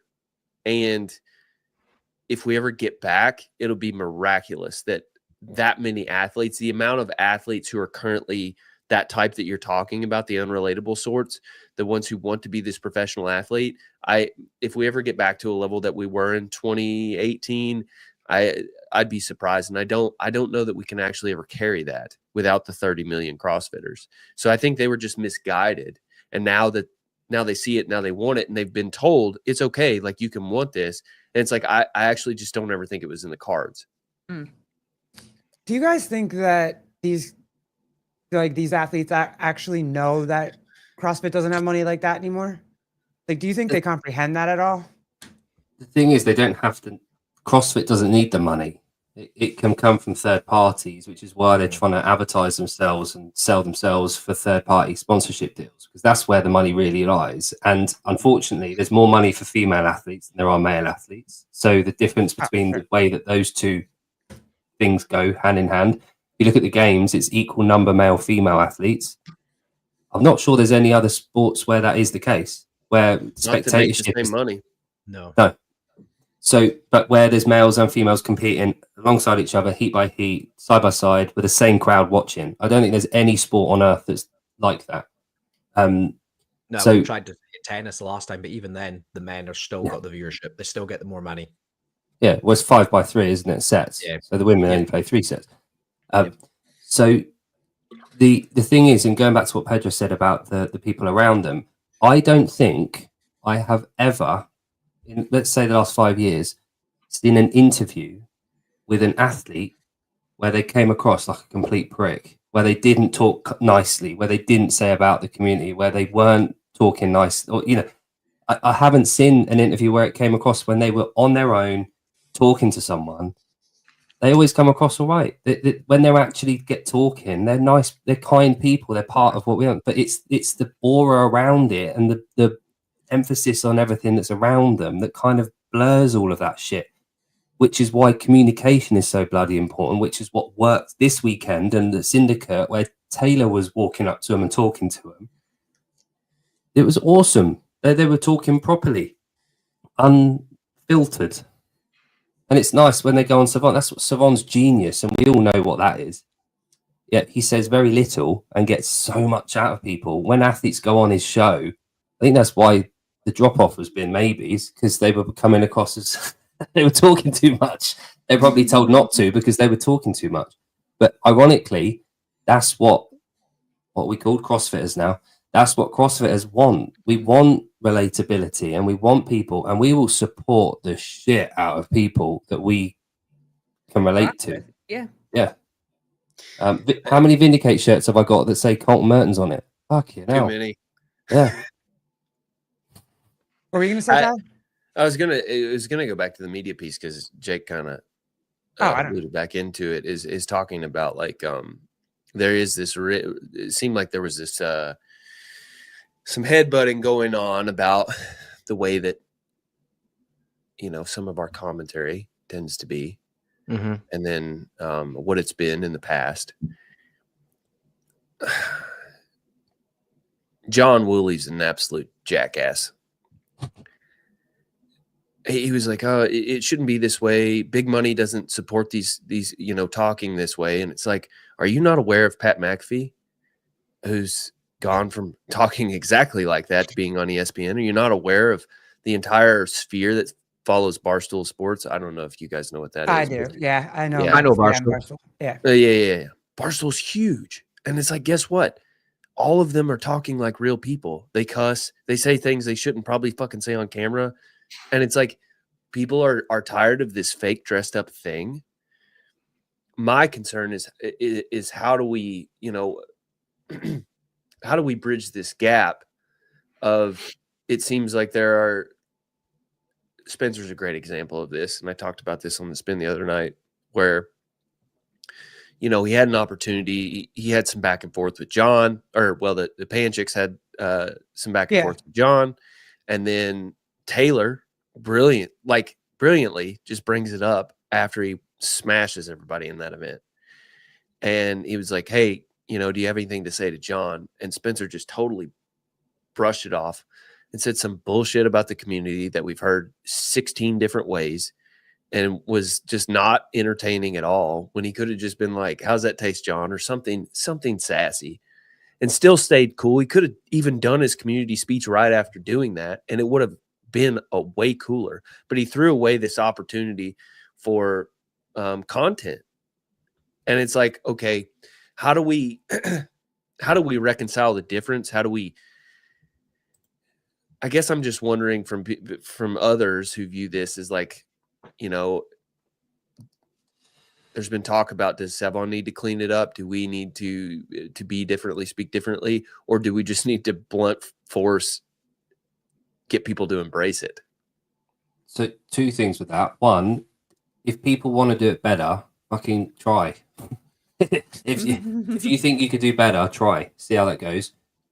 But secondly, question, all the people that you just listed, so the McAfee and the Barstool Sports. I think it's called. Yeah, you got Mad Dog. There's a ton of them. Do they talk about women's sports or not? Barstool does. Yeah. Okay. I think McAfee has recently started covering Women's basketball. Yeah. Right. Is there a difference between commentary and punditry around women's and men's sports in the other sports in the US? Well, McAfee's kind of going hard in the paint right now on the WNBA. He's not holding back at all when it comes to the drama that's going on over there. But I mean, unless there's drama, I think there's a difference. Do you mean so that there was those comments tossed out that it's like we were misogynistic? And I was like, somebody commented that on a thread, and I was like, find me one excerpt where we said something misogynistic. I'll wait. I not heard back. And so are you talking about that stuff, or what are you talking about? No, I'm not implying anything in terms of what you guys have done or said, but in the UK and a lot of other sports outside of the US, the commentary and punditry is very, very different between the male and the female sports. So the side of it. So we have a thing called Match of the Day, which is on a Saturday night, which was like all about the UK, the English Football League. And they would show the highlights of the matches, and they would do a punditry. And it's so playful. They're taking the piss out of each other, the bit of banter, they're back and forward, and it's all boisterous humor. And the ratings were massive.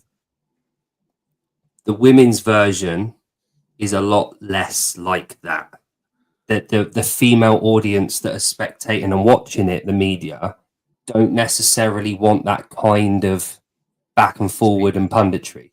Now, CrossFit, as we talked about, is equal 50-50 male-female in terms of participation and in the sport and in the gyms. does that need to be a consideration in terms of viewership? But CrossFit women are generally more Hardy. yeah, probably than other sports. I don't know. What do you Some of them girls are. think? Let's ask the women. Mm. You want to go? You're Colleen. All right, 3 years- that's enough.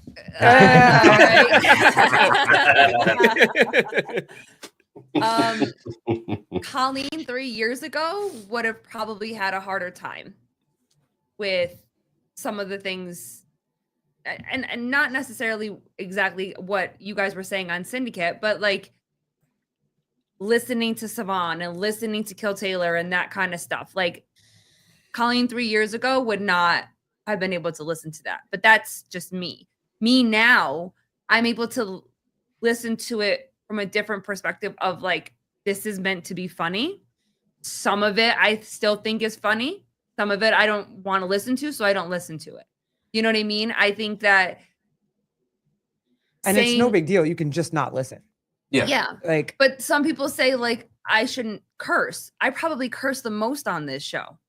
I say fuck all the time. And I like it just is who I am. So listening to you guys and saying who I don't know who clipped it where it was like shit. It was like whatever that reel was that okay, so you guys are saying that.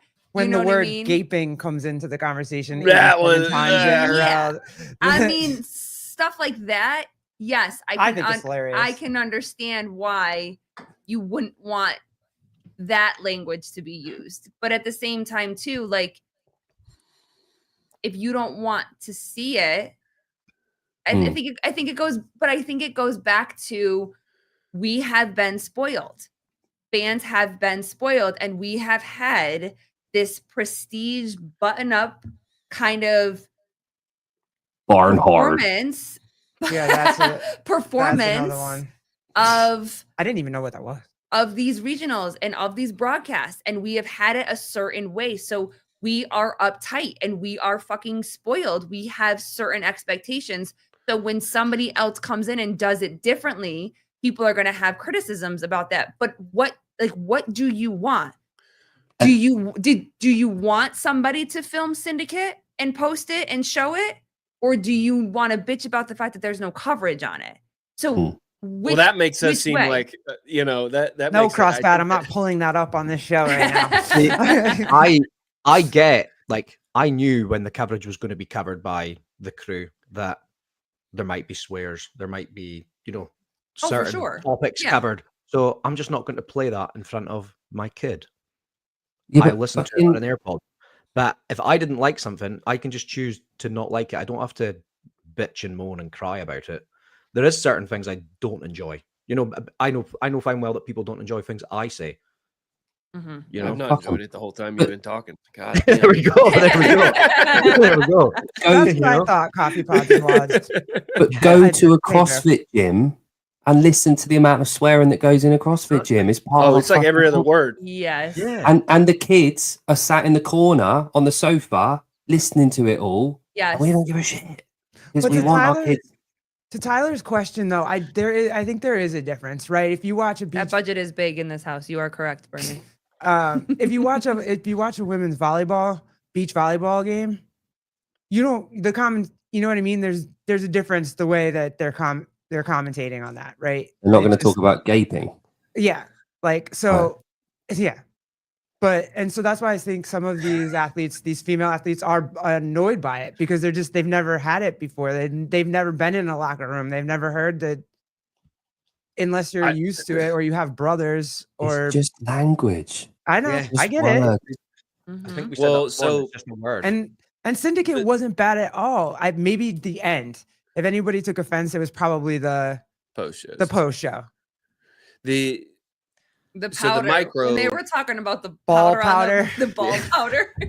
See, I that didn't think was- there was that anything wrong with that. No, that was this one. That was this weekend. I know, but that was funny. That But was what I'm saying is hilarious. that not everybody would have found that funny. Like what I'm saying is Colleen 3 years ago would be offended by this. Now I think it's funny. And I said this to Bill, like, thank you. Like Yeah. if nobody has said thank you, like thank you. Yeah, thank you, guys. for this. We are not just It's liberating. Yeah. like we are huge. We're very lucky. We're fans of yours, all of yours too. And to have a glimpse into what you guys had to do to get where you are. I know you guys weren't necessarily super happy. You guys wanted it to go better other ways. It went well some ways. It went really bad other ways, whatever. But like, thank you. Like we are rooting for you guys. We wanted you guys to do well. We're fans of yours. So we're not going to be as critical as other people might be like, well, they fucking suck. That's not what we're saying. You know what I mean? Like there's feedback, but then there's also like taking it down when you want something, but you don't like it because it didn't go exactly the way that you wanted it. So I think I put a veil over this whole thing of like, it's sort of taken over. Like, let's pretend that the 7 podcast is now responsible for even the games. And we want to get to the 30 million CrossFitters thing, right? And you hear Sevon say gape on the CrossFit Games. The thing is, we say "can't" in this country all the time. We don't say that here. Yeah, I know you guys don't like it. I don't know why. Because you're a bunch of I've never. That's what it goes back to this, and that's what Offensive. like Yep, the- offensive. we've been like, spoon-fed or it's been pushed on us for the last 5 years that you can't say anything to women. You can't look at women the wrong way. You can't do. If you do, then you're misogynistic and you're this. And that's why I think these athletes are so easily offendable, because it just, that's what they've been leading up to this moment. And now we're all pushing back, being like, screw this. We want to be able to talk about whatever and listen to whatever we want. That's all. If we want to get to the 30 million viewers or CrossFitters in general. Oh yeah, that's Jeremy's question. $5. Thanks, Jeremy. Don't follow. Yeah. It'll all be taken care of then. So if we want to get there and the crew takes over, how do we meet in the middle? I don't think our crew would ever do the games as Sean Woodland has done the games. I don't know that we should ever do the games, because I think if you're talking about like this big shiny golden thing, we're a bit rowdier than that. And I think our group would be like, no, like we can be involved in different ways, but like we wouldn't be responsible, because we want it to have that, right?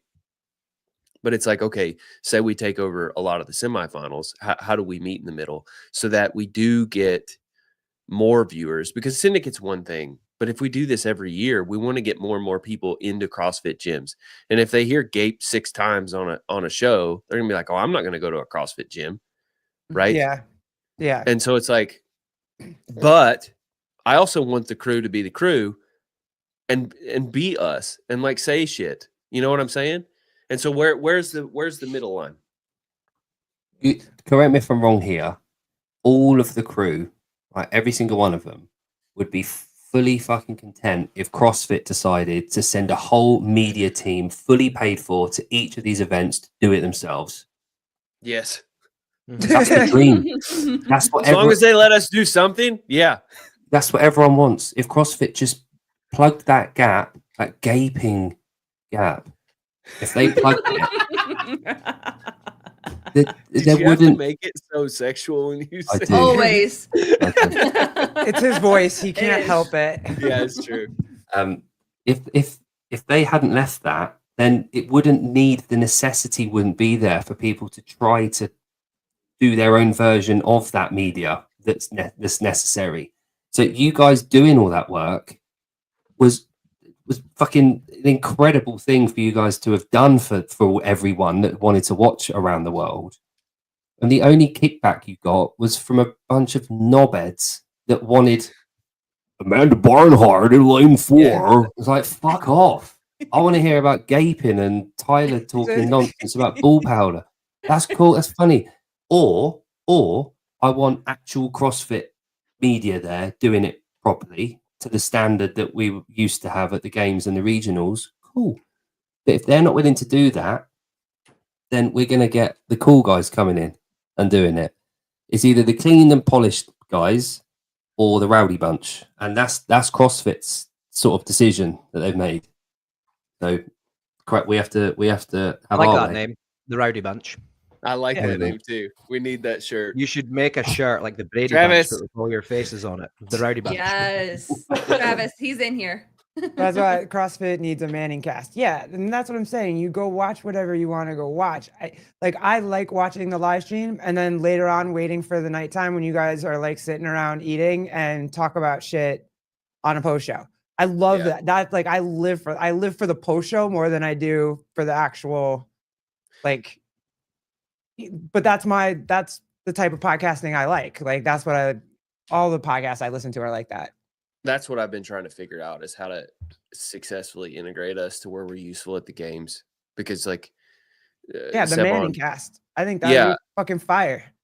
Can we do can we sit, spin, and build down and do the play-by-play and then sit, John or Sevon next to him for the very colorful commentary? That'd be so cool. Is that okay? It takes viewers away from the main CrossFit channel, but do they is have that viewers? a bad thing? Does anybody know where the CrossFit YouTube is anymore? I thought during the games it has some okay. viewers. Yeah. I was gonna say, because I thought I saw a post about that too. Or is there another way to integrate us to where you can achieve the same sort of thing? Well, if I you think were to it get might be the worth all it. access, that's where then you could obviously behind the scenes, but then you could have that what we were talking about at the start of the show with the live feed, in the back, speaking to coaches, speaking to athletes, you could still be sidelines as well, but there's so much scope for more because you don't have to focus just on the field, if that makes sense. Sure. Yeah. That was the fun thing. I think that was where we are unique. I think finally made sense to me. It from a commentary broadcast sort of view, and why Barstool and McAfee are so entertaining is because they have some back and forth with the athletes themselves. They're invested in, and part of these leagues somehow, even though they aren't athletes, is like John with the Panchicks. He throws shit back and forth. And so there's these storylines that are created that you're invested in outside of like just who squatted the fastest. Like that's cool. But like seeing Spencer come off the floor and be like, suck it, John. Like that's a story. Right. Yeah. And we create those stories, I think, more than anybody else does. I really wish, and I said this to Garrett, I really wish that when the bar facing burpees came up, I was hoping that Brooke was going to look at Taylor and be like, bring your ass over here and watch me do these. Like, I was hoping for that. That would have been so fucking good of like, keep telling me I can't do fucking burpees. I'm going to show you right now. Put this camera down low on my chest. Watch me do these fucking burpees. I thought that would have just taken it to the whole, like the Alex Kazan thing. She leaned if she'd all done the way that, back. people would have loved it. Oh my I god, loved it. That was what I was humility. telling Todd. Yeah. Is that, hey, dude, every situation that happens is in Brooke's control. You guys chose to run away from this whole burpee thing. And in that moment, when Taylor asked her for an interview, she could have been an absolute dick to him and everyone would have been cool with it because she shoved it down his throat. Yeah. Yep. And it's like, you chose the wrong path. You pick, what is it? You picked the cup and you chose poorly. It's like she could have had that and won from that moment, and she didn't. And am I okay with the fact that she didn't do the interview with Taylor? Yeah, I'm okay with that. But I also think she could have made the interview with Bella way more entertaining and created this whole storyline, this whole back and forth. But you have to be comfortable with the weight that carries and that you're going to create this strife. But people are like, all the people that are going to cause chatter, that's good. Like they're going to be pissed, but that's good. Yeah. The other thing to bear in mind is that we're assuming that these people have dynamite electric personalities. And a lot of athletes are just fucking boring. Like that goes across all sports. A lot of people aren't that entertaining. If you put a mic in the room, no, they don't know what to say. And again, a lot of them are introverts. You look at music, like musicians and comics, stand-ups. Oh yeah. they're fucking terrible off stage. They're not. They're in their world. They are incredible entertainers, but off stage they are shit. And all they want to do is go home. But see, I Cool. don't. I agree. Sorry, Jan. No, on you go. I want you to come after me. Okay. Okay. Pause. I agree, but there's a responsibility. Okay, if you want this to be a professional sport that you're paid for to do, there's a bit of responsibility in the showmanship. If I can learn to be entertaining at all on a show, you can fucking learn how to do it. And you better, because your value is going to go down if you don't. Yeah. I always and cut they- last. And that's what I was going to go down that same route. Go back and watch Jason Hopper and Colton's kind of first appearances when they came on. It was like Duds. pulling teeth, like trying to get a decent interview, and now they're two. You're of the implying biggest Hopper's got better. in the space. Yeah, well, if you go and watch that show with Dave, he was brilliant. He's doing a really good impression of Travis Bajan. That's what he's been doing for the last 2 months. What was Stick with it, CrossFit Jason. saying? But see, if I caught Tyler with that clip, the clip of come behind me, and I cut because I will cut the clip, and I'm gonna put it up because it's hilarious.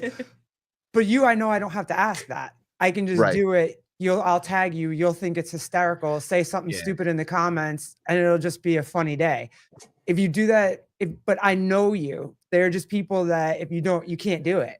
But that's the thing, though. If you pulled something up I was embarrassed about saying up and you didn't ask me and you put it up, I'd be like, fair fucking play. Like, what are you going to do?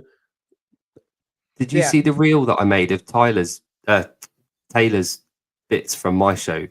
So that's a thing, by the way. Sorry. You said it earlier. You said, Tyler, about the ball powder. Oh, right, yeah. Over the weekend, we noticed it was like if Bill talked to Taylor first, he would turn to me and he would say Taylor. And then if you talked to me first, he would turn to Taylor and say Tyler. And then you go through the comments about the live stream, and it's like I'm getting credited with Taylor's shit. Taylor's getting credited with my shit. It's fucking crazy. Anyway, what were you saying, Jake? Sorry. But Taylor came on my show a couple of weeks ago, and within 5 minutes, he talked about fucking everything. Like a whole host of things and I went through and I clipped on the back end of streamer and just put this highlight reel with him just saying utter nonsense, and that was the reel from the show.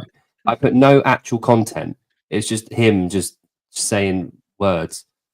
What did I leave out, Augustus? But I didn't ask him because I know that he goes on a public platform and talks like that. It's out there in the world. And I think there's maybe a slight disconnect between what people realize is public domain and what they don't know is out there. Because once I talk here, It's out. I know it's out there. Yeah. Mm-hmm. And that's public. And I shouldn't be ashamed of anything I've said. And I'm not. And that's the difference between men and women also. Because I've asked, I remember the first time I ever made a clip of Chase and Bill, I asked them both if it was okay or did they want me to send the clip to, and they were like, no, freaking go. That's it. But every woman I've ever interviewed and wanted to make a clip of, I've either had to send them the clip so that they could see and make sure that it was okay, or it was just a totally wholesome clip with absolutely there's no way it could be bad. You know what I mean? But with the guys, I don't have to do that. It's just different. Why? Why do you think that is? Because I don't know. Because we're women. Because we have ovaries. I don't know. Like it just We're is. too emotional. Yeah, sure. Go with that. You all have to care about the public's opinion of you much more than we do. I've told this to a bunch of guys, and I've said this to girls too. I don't think that you all realize, like, Right, Meg. we assume nobody gives a flying fuck about us at every moment of the day. Guys do. And I think you all have the counter point of that, is that anything you all do, everybody gives a huge amount of fucks. And it's just not true. I think most people in general, no one gives a shit what you're doing. Yeah. Mm-hmm. We actually said this about the athletes. We think it's like because they actually think we all really care. Whereas like if they would just own it, you'd forget about it like that. But it's because they make things into such a big deal that it becomes even worse for them. Yeah, short of quoting Hitler on a podcast, I think you'll be okay. Unless you get mistaken not for gonna Dave do that. Castro. Damn, he is still. Oh, good. You put the photo back. Nice. Yeah, but he we go. brought it Closer closer so you could see. so we could see. Yeah. He brought it closer. Yeah, so we could see. and like if I don't know about you, Tyler, but like me and Jon have talked about this a lot. Like Jon put a video up of a drone thing that he had. He bought this drone and it like locks onto your location and it follows him on this run. So it's tracking him behind, and it's this amazing. It looks like GTA. It's like incredible, right? It's a cool But- video. The first thing his mate did was send a voice note saying, "Who the fuck do you think you are, David Goggins?" Right. Yeah.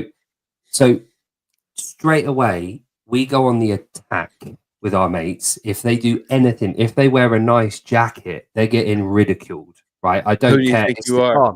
Yeah. I've Like, ripped it's just I've ripped the back pocket off my friend's jeans before. Like I'm like, whose fucking jeans are these? And pulled them off.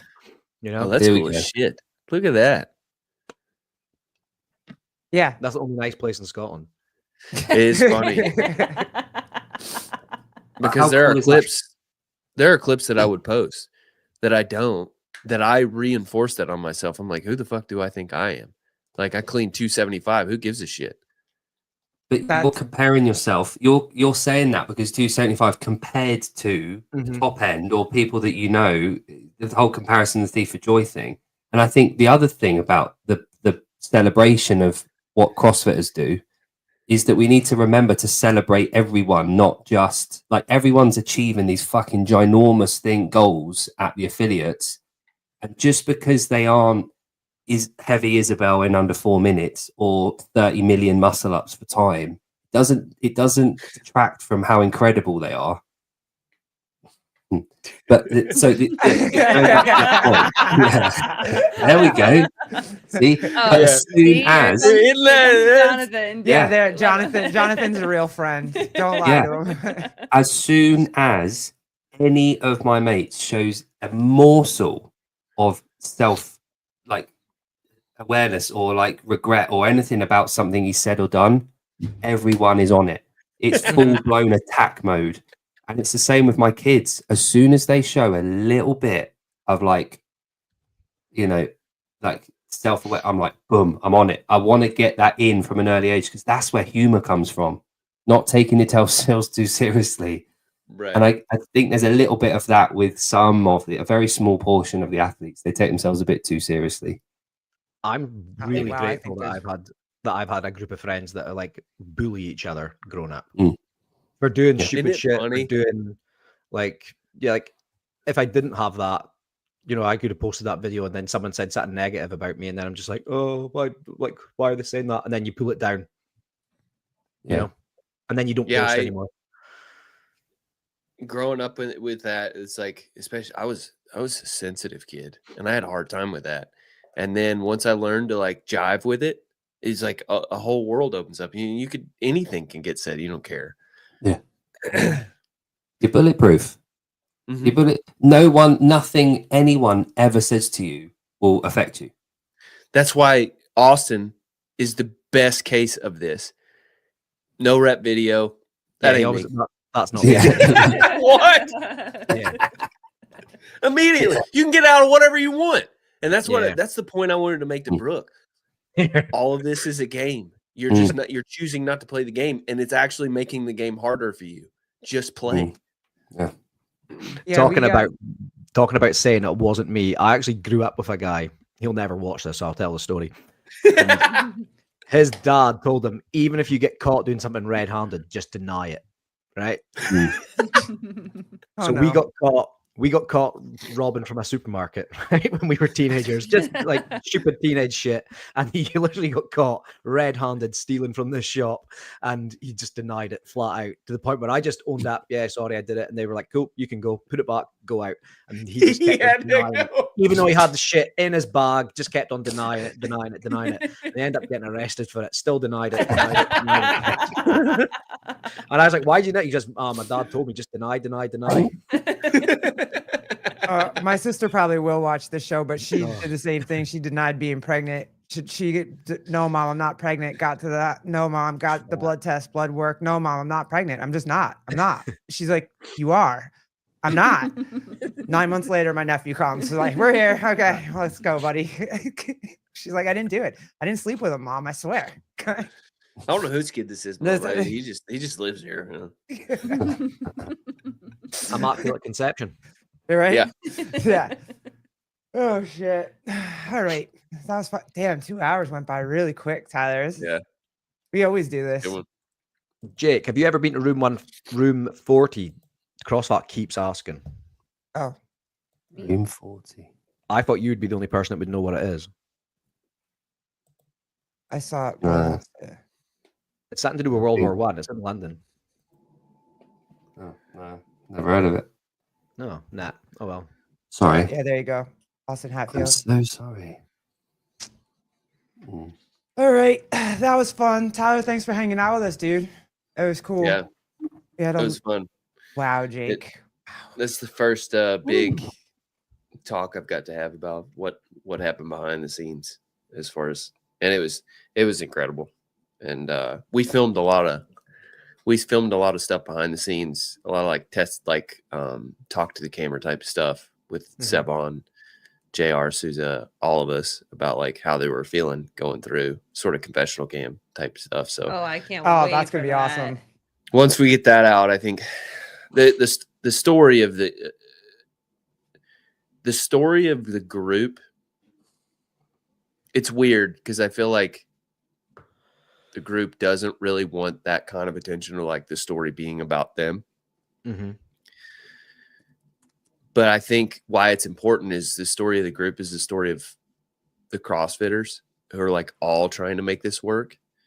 Is like all of us are having crazy weekends trying to fucking make this crazy sport happen. And it's like, that's the thing that I want people to understand. And like the FOMO part, the part that I always want to build in is like how much fun we do have.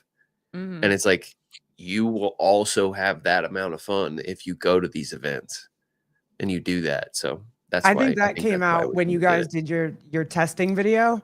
That is the hardest I've laughed in a very, like, Pedro's was like a stand-up comedian during your test where you were like trying to make everything work at Syndicate. That was him, and I think was it Barkley? And was it Barkley with him or was it Brad with him? But they were But it was testing the probably microphones. Barkley. You couldn't hear Jenny, but Jenny was on a headphone, but you could kind of hear. And then Pedro was just having a one-man stand-up comedy session, and I was dying. It was so funny. Were you on when they were doing like the athlete? We had a roaming cam going around. There's a part where I was like with JR, and there was a part that I was going through the athletes, the team athletes were there, and I was running the camera through them. And there was an athlete that grabbed the microphone and started talking to that. Did you catch that part? No, what'd he say? I can't talk about that online. Oh, damn. All right. All right, we can end this. All right, yeah, let's It get out of was here. So it was so bad we had to rip it off the internet immediately. It was that even for us, we were like, shit, we got to take this down right now. Susan was like, it's on. I just remember because I was in the I like to read the chat because the chat's hilarious too at the same time. And just everybody there was one guy that walked by and someone was like, was that Kale Lehman? And people were like, shit, was that Kale Lehman? And it wasn't, obviously, but even I had to go back and I would rewind slowly trying to see if it was. I was like, he's not going. When is Tyler coming on head to head? Oh, I'm ready anytime. Well, my one request is that there's handstand push-ups. it's okay. Jeremy won't be on after this week anyway. It's fine. Their thing is they purposely find people to beat whoever the winner is, and that Jeremy's been. They cannot get Jeremy. They can't get Jeremy off. So Jeremy's fit, man. pause. Jeremy's fit. Oh my god, did I just say that? We did. He's We like a both said fucking. it. He's a barnacle. He's a barnacle on this show. Just get off. Was that Gus? Was that Quentin? I don't know. It might have been. I don't know. I don't know, Gus. Maybe it was. Maybe it wasn't. Oh, we showed the workout for the head-to-head on this morning show. Oh, cool. Got it, pulled it up. Remember? No, Jeremy The skipping cheats. rope. it was like 6 o'clock in the morning. No, the skipping rope. Oh The yeah, skipping yeah, rope That was okay. funny. Yeah. Later, you did. You almost beat him. So close for sure. Mhm. All right, guys. Thank you so much. We're gonna go get the real details. We're gonna go get the deets, and we'll talk to y'all later. Bye, guys. Deuces.